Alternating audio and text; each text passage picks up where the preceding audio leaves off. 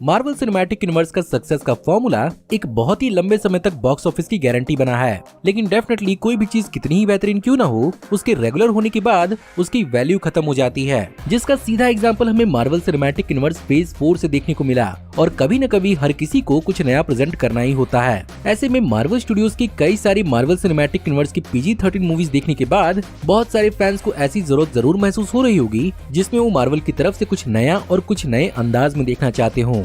और अगर यहाँ पर मार्वल स्टूडियोज अपनी फिल्म मेकिंग के स्टाइल को ही डाइवर्स करना चाहे तो उन्हें कुछ नए कैरेक्टर्स और एक्टर्स को इंट्रोड्यूस करने से ज्यादा कुछ नए डायरेक्टर्स पर फोकस करना चाहिए, जो हो सकता है कि शायद मेन मार्वल सिनेमैटिक यूनिवर्स का हिस्सा न बने। लेकिन जैसा कि मार्वल सिनेमैटिक यूनिवर्स अब मार्वल सिनेमैटिक मल्टीवर्स बन चुका है, मार्वल स्टूडियोज के पास एंडलेस पॉसिबिलिटीज हैं अलग अलग डायरेक्टर्स के साथ अलग अलग प्रकार की मूवीज लाने का, जो ऑफ कोर्स बहाना बन सकती हैं सुपर हीरो ऑडियंस और रेगुलर ऑडियंस को एक साथ लाने का भी। कैसे, ये जानने के लिए आपको इस वीडियो को पूरा देखना होगा। तो फिर देर किस बात की। हे गाइस, मेरा नाम है पंकज सागर और आपका स्वागत है गेमों को हिंदी की और फर्स्ट वीडियो में। Now without wasting any more time, let's get started.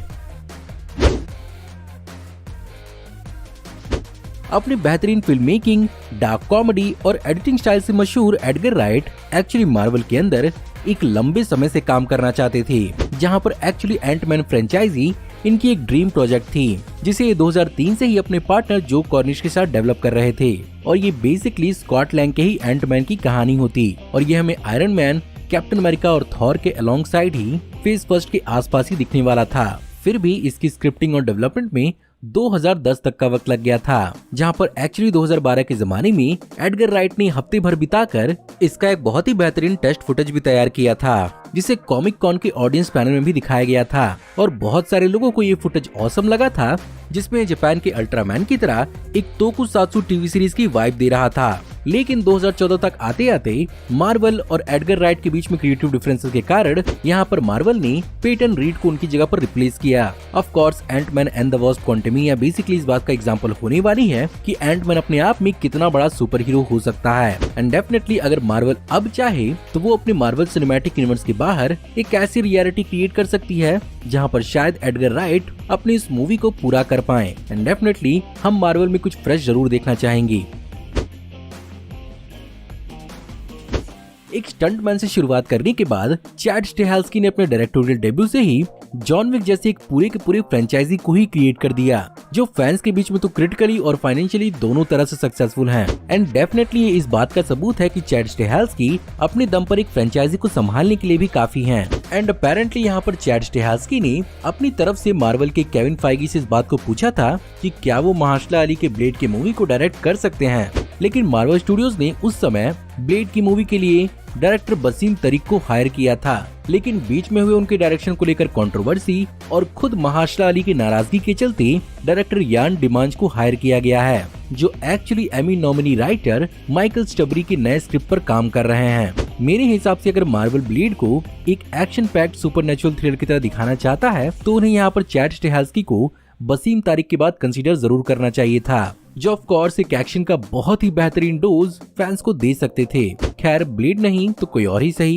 Hopefully आने वाले किसी फैल्कन और विंटर सोल्जर की रीयूनियन के साथ हमें चैड स्टेहाल्स्की का भी कंट्रीब्यूशन देखने को मिल ही जाए।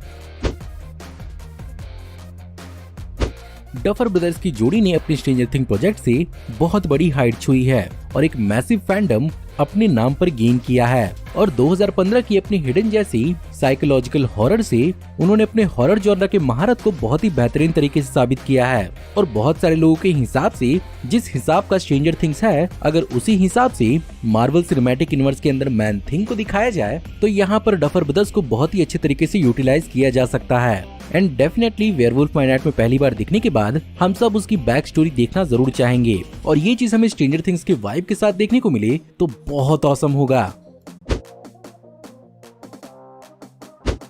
आप शायद इस बात को यकीन ना करें, लेकिन मार्वल सिनेमैटिक यूनिवर्स के अंदर गिलर्मो देल टोरो एक बहुत ही लंबे समय से काम करना चाहते हैं और वो हमेशा से ही डॉक्टर स्ट्रेंज की एक मूवी बनाना चाहते थे, जहां पर वो बेसिकली 2007 में नील गेमन के साथ मिलकर इसके स्क्रिप्ट पर काम कर रहे थे, जिसमें डॉक्टर स्ट्रेंज एक अल्कोहलिक फिजिशियन होता लेट 1920s और 30s के जमाने में, जहां पर वो ग्रीनविच नाम के विलेज में 90 सालों तक बिना एज किए हुए जीता है। और साथ ही साथ यहाँ पर क्लिया के भी कैरेक्टर को इंट्रोड्यूस किया जाता। लेकिन ये प्रोजेक्ट 2009 तक मार्वल के अंदर आगे नहीं बढ़ पाया, जिसके बाद से उन्होंने 2011 में रिलीज हुई थॉर की भी मूवी को डायरेक्ट करने की इच्छा जताई थी, जहां पर वो एक्चुअली यहाँ पर नॉर्स माइथोलॉजी को बहुत ही हैवी तरीके से इस्तेमाल करना चाहते थे। लेकिन उस समय जब उन्हें मौका मिला द हॉबिट सीरीज को डायरेक्ट करने का, तो उन्होंने इस मूवी को छोड़ दिया। और सबसे सैड बात तो ये है कि हॉबिट मूवी को भी पीटर जैक्सन ने ही डायरेक्ट किया।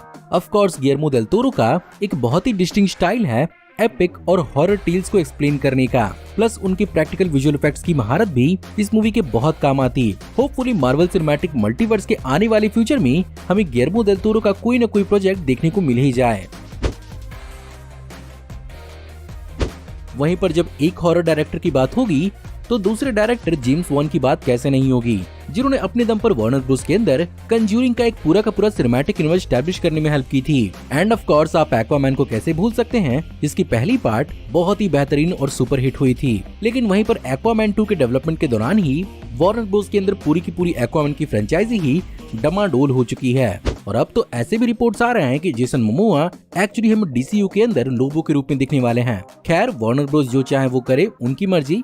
लेकिन अगर यहाँ पर इस बात का फायदा उठाते हुए वार्नर ब्रोस जेम्स वॉन को हायर करते हैं, तो उनकी एक्वामैन में की हुई काम की एक्सपर्टीज नेमोर के अपने सोलो प्रोजेक्ट या मूवी को बनाने में बहुत ही ज्यादा हेल्प मिल सकती है। End of course नेमोर Marvel cinematic universe का एक बहुत ही इंपॉर्टेंट कैरेक्टर है, जिसे आज नहीं तो कल मार्वल सिनेमैटिक यूनिवर्स के अंदर मार्वल स्टूडियोज को उसे स्टैंड अलोन एस्टैब्लिशमेंट तो देनी ही होगी। ऐसे में इस प्रोजेक्ट के लिए जेम्स वॉन बहुत ही बेहतर साबित हो सकते हैं। मार्वल और जैक स्नाइडर का कॉम्बिनेशन सुनने में बहुत ज्यादा अजीब लग सकता है, लेकिन हम ये बात जानते हैं कि लार्जर देन लाइफ कैरेक्टर्स को पोर्ट्रे करने में वो बहुत ऑसम हैं। और अगर ग्रीक माइथोलॉजी के अंदर हरक्यूलिस या नॉर्स माइथोलॉजी के अंदर ही कभी थॉर की कहानी को बताना हो, तो यहाँ पर जैक स्नाइडर बहुत ही बेहतरीन तरीके से इस्तेमाल किए जा सकते हैं। लेकिन प्रॉब्लम ये है कि जिस तरह का अप्रोच उनका मूवीज के प्रोडक्शन और फिल्म मेकिंग को लेकर होता है, करंट मार्वल सिनेमैटिक यूनिवर्स में शायद वो फिट ना हो पाए। लेकिन मार्वल सिनेमैटिक मल्टीवर्स अगर हो, तो उनके लिए यहाँ पर कई सारी पॉसिबिलिटीज ओपन हो जाती हैं। और वो बेसिकली हमें नॉर्स माइथोलॉजी या किसी फेमस विलन को ही अपनी तरह से रिक्रिएट करके दिखा सकते हैं, या फिर क्या पता कोई बड़ा सा इवेंट ही उन्हें सौंप दिया जाए, जैसे कि हमें रिसेंटली रूमर सुनने को मिले थे उनके सीक्रेट वॉर्स को डायरेक्ट करने के।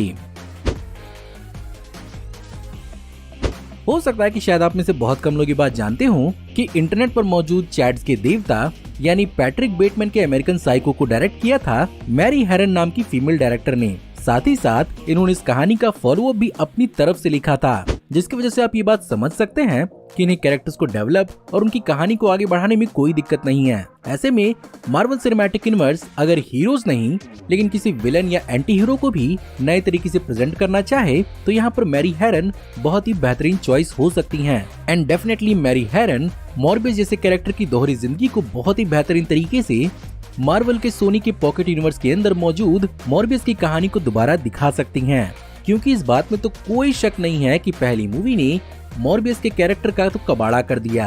अब शायद इसे सुधारने के लिए यहाँ पर मार्वल और सोनी की हेल्प मैरी हेरन ही कर सकती हैं। वैसे इस लिस्ट के अंदर इकलौती मैरी हेरन ही फीमेल डायरेक्टर नहीं है, बल्कि यहाँ पर कैथरीन बिगलो भी एक बहुत अच्छी चॉइस हो सकती हैं मार्वल की एक बेहतरीन एक्शन फ्रेंचाइजी को प्रेजेंट करने के लिए, क्योंकि उनकी महारत आर्मी एक्शन कॉम्बैट मूवीज में है और उनकी जीरो डार्क 30 बेस्ट पिक्चर के लिए 2012 में नॉमिनेट भी हुई थी। और यहाँ पर वो उस जमाने तक पहली फीमेल डायरेक्टर थी जिनकी मूवी ऑस्कर जीती थी।